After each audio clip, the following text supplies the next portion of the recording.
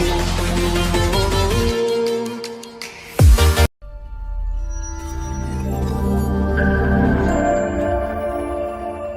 fais partie de ce collectif spontané qui a organisé aujourd'hui cette mobilisation spontanée pour déposer nos plaintes au niveau du bureau du procureur de la République. Alors, aujourd'hui, l'ensemble des organisations de femmes, en tout cas qui s'identifient au collectif, l'ensemble des femmes se sont levées pour parler d'une même voix, agir d'une même main, afin de porter plainte contre Mme Aminata Badiane pour apologie du viol. Et la stratégie, c'était d'élaborer des plaintes individuelles, que chacune et que chacun signe, parce qu'il y a des hommes aussi qui sont venus, et qui déposent ça personnellement au niveau du bureau du procureur, et ce qu'on appelle nous dépôt collectif. Donc aujourd'hui, plus de 200 à 300 plaintes sont déposées au niveau du bureau du procureur. Cette plainte est destinée à qui? Alors la plainte est destinée est contre Mme Aminata Badiane, qui pour nous a fait l'apologie du viol, le viol qui est un crime au Sénégal depuis 2019 avec la nouvelle loi. Et donc nous considérons quand même qu'on ne peut pas vivre dans un pays comme le Sénégal qui est un état de droit, un pays qui accorde une importance particulière à tout ce qui est promotion de la dignité humaine et surtout de l'élimination de toutes les formes de violence à l'égard des femmes. N'oublions pas que le Sénégal s'est aligné, en tout cas dans sa constitution de 2001, s'est aligné à l'ensemble des traités et conventions internationaux sur la protection et la promotion des droits des femmes.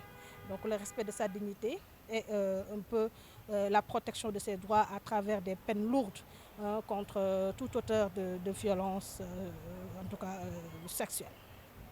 Alors nous sommes indignés, nous sommes très outrés de voir que le comité national Miss Sénégal puisse en tout cas recevoir de telles accusations qui sont extrêmement graves, portées par des Miss, en l'occurrence Mme Fatima Dione, la Miss de 2020, qui quand même aujourd'hui est dans une situation extrêmement quand même pénible. Et elle est maman d'un enfant de 5 mois et elle accuse le comité quand même d'être responsable parce qu'elle a contracté cette grossesse lorsqu'elle était Miss, donc après son sacre, ce qui veut dire que la responsabilité du comité est directement engagée.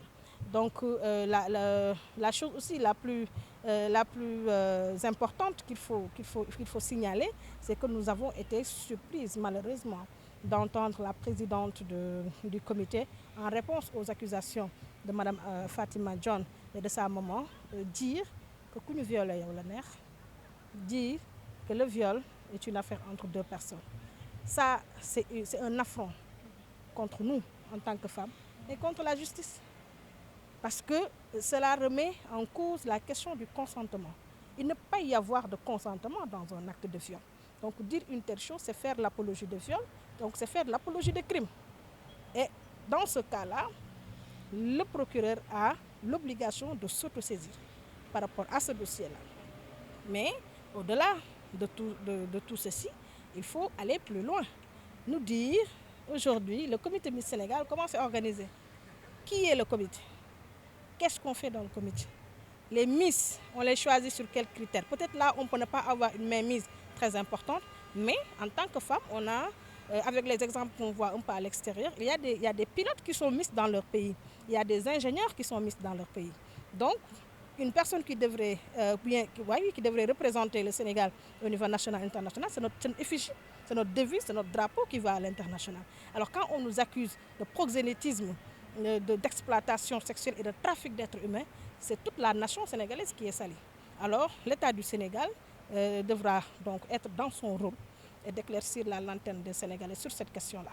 Il faut qu'on nous dise qu'est-ce qu'on fait avec nos Miss. C'est nos sœurs, c'est nos filles. On fait quoi avec nos Miss? Et pourquoi on choisit spécifiquement des filles de 19 ans et des filles de 20 ans?